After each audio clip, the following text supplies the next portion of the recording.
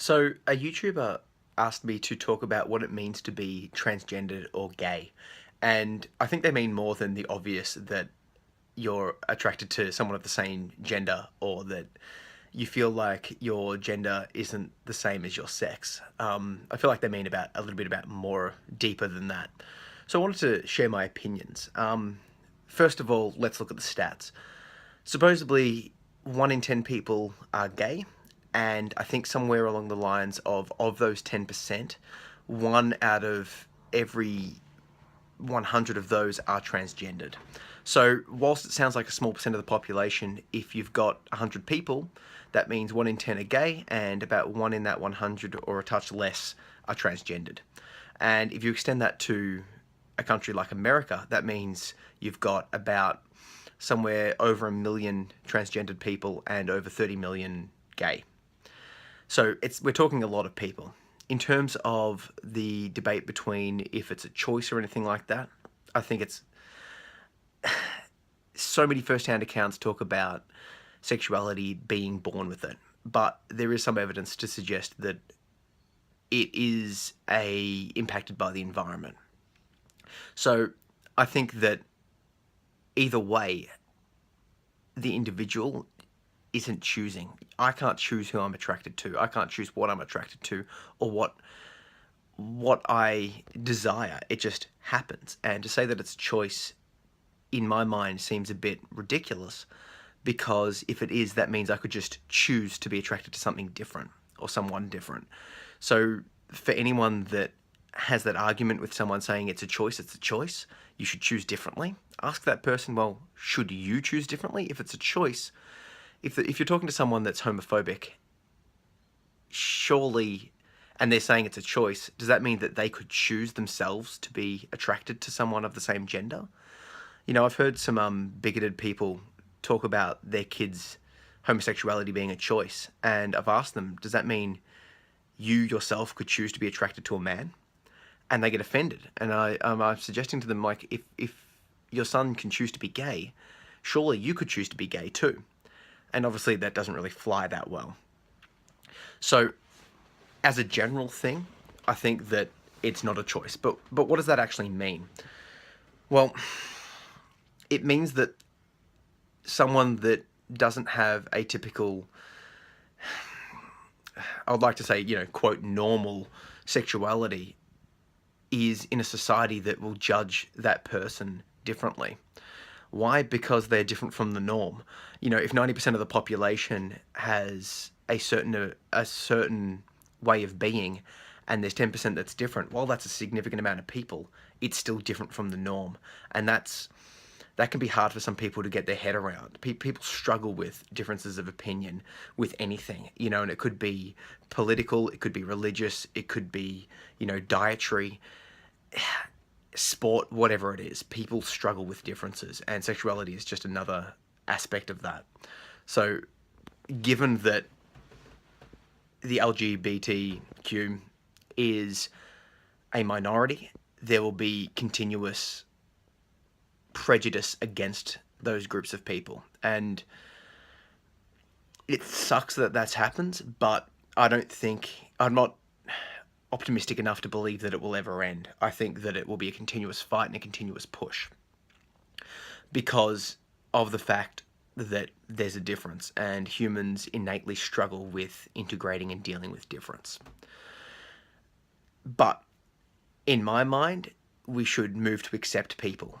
And for something that basically I would ideally like to see people accepting everyone for who they are, provided the person that they are doesn't harm other people. I have no qualms with anyone being attracted to anything, unless there's an issue with that. So be attracted to whoever you like, but don't be attracted to children, because that's pedophilia and that's disgusting and it hurts people.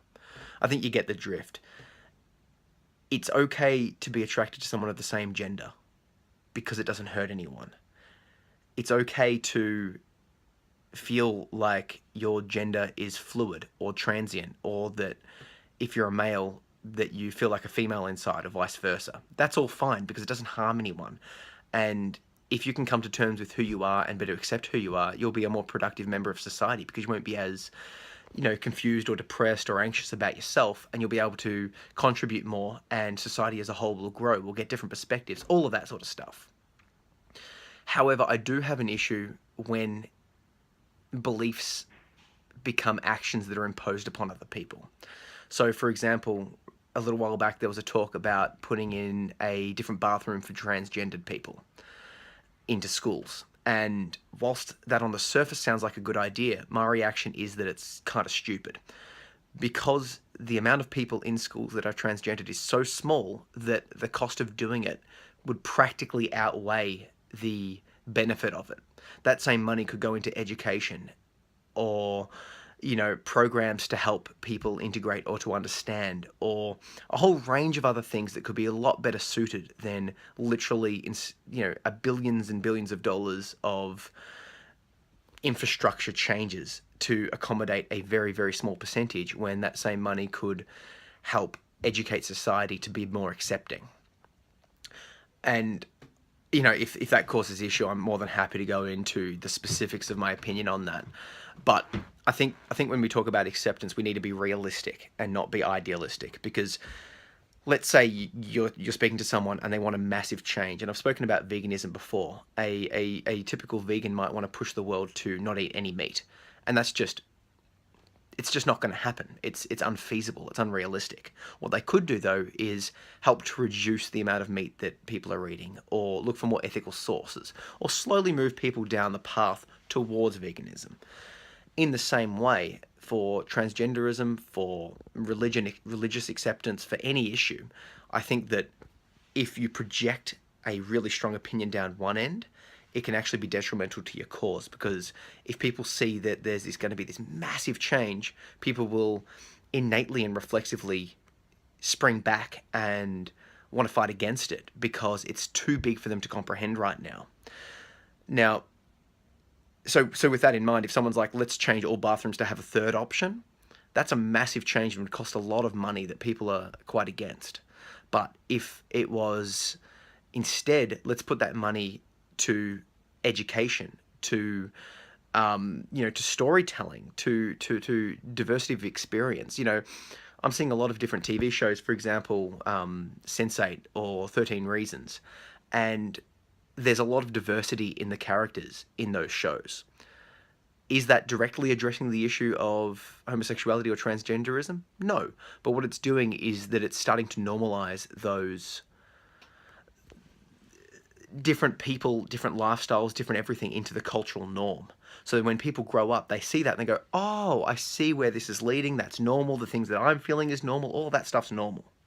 Later on down the track, when it becomes normal, then you can talk about installing another bathroom. And just to give another topical example, the idea of changing the traffic lights from the generic one to one that's like, a half male or half female, or a full female one, or just changing it in general.